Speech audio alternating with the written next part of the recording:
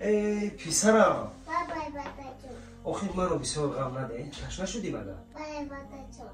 این چای بسیار گرم است خب به خانه دیگری رو در اونجا اکای دکترش است گو که به من آبی جوشابندگی خنک میده خب خب رو